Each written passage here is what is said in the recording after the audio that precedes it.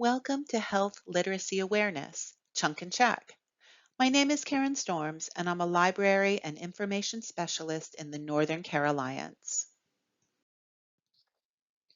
To get us started with the context of health literacy, in England, about 7.1 million adults read and write at or below the level of a 9 to 11-year-old in this country. If we think about numeracy skills, the ability to do maths, the number is higher. Why is low literacy and numeracy a problem for you as someone who's taking care of patients? Adults who have these low skills and the children of these adults suffer the lowest health outcomes in our country. This directly impacts health literacy, which is the ability to understand and act upon instructions and information about your own health. Because 43% of adults struggle to understand health information using only words, and 61% of adults have difficulty understanding health information containing words and numbers, such as dosage instructions or a letter containing dates and times of upcoming medical appointments. Why is this important? I return to slide 3. Adults with low language, literacy, and numeracy skills and their children suffer the worst health outcomes in our society. To add to this, health literacy is not a constant. People with functional literacy and numeracy skills can easily lose focus when faced with a startling diagnosis, health problems relating to loved ones, or if they're already stressed over another situation. The example on this slide shows just how easily rattled we are by unexpected health news.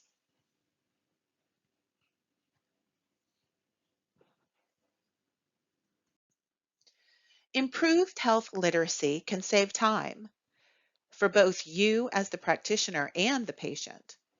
Improve your practice, improve patient care, improve patient satisfaction, improve patient safety, and ensure the most effective use of resources.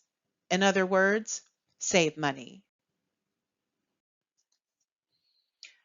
How can we support improved health literacy? Simply put, by improving the information we provide patients. Ideally, this is taking place at the same time as initiatives to improve health literacy standards for all patients, especially those from the most disadvantaged groups. This improvement starts by considering the way we write health information. Ways to improve our written communication with patients include using short sentences, 15 to 20 words max. Using short, simple words. Avoiding jargon and abbreviations. Addressing one idea per sentence. Writing numbers as figures instead of words. Using as large a font as practical and professional. Involving users in the process. Asking for feedback on your communication. Making sure all health information is evidence-based. If you need help getting your evidence up to date, book a session with one of the librarians. And also always include a date. Here are some examples of keeping communication vocabulary simple. The word modify is really change. Hypertension is high blood pressure. A positive or a negative result is actually a good or bad result. A fever is a high temperature. And topical means something is applied directly to a part of the body. Another tool we have is Chunk and Check. This is a way you, as the healthcare provider, can make sure you have explained the information clearly. This is not a test or a quiz to give your patients. You may have a number of key points to get across in your interaction. Break the information down into small chunks and check for understanding between the chunks rather than waiting until the end.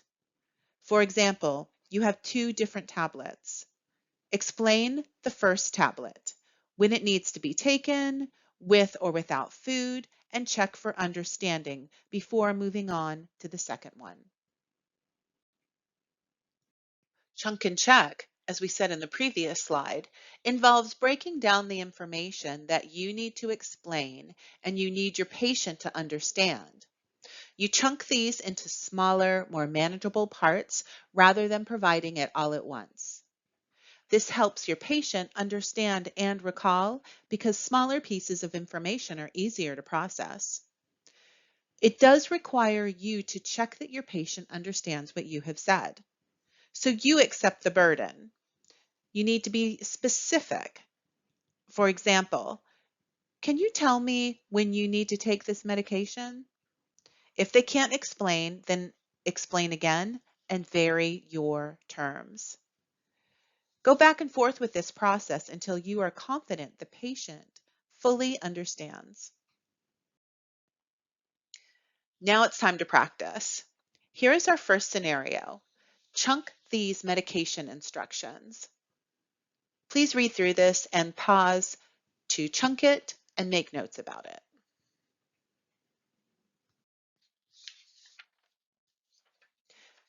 Here's another scenario. Again, read through these instructions and then chunk them. You can pause this at any time. Okay, more practice. This is another scenario. Please chunk this advice for self-care for low back pain. Again, pause this as you need. And lastly, please chunk these patient instructions. Again, pausing as you need to do this and make notes. So we've looked at 4 scenarios. Were they hard? What was challenging? How did you feel? Did this inspire you to change anything about your approach? In summary, health information is too complex for the majority of the population in England. People with lower health literacy have poorer health outcomes. By making communication clearer, we can improve health literacy. There are proven techniques to do this, like chunk and check. That's it. Thank you. We have had this training session together today. To remind you, I'm Karen Storms, a member of the Library and Knowledge Service team, and we're all here to help. My contact details are on this slide when you need to get in touch. Here are further resources about writing health information. Here are more resources on chunk and check. Here is further information on health literacy.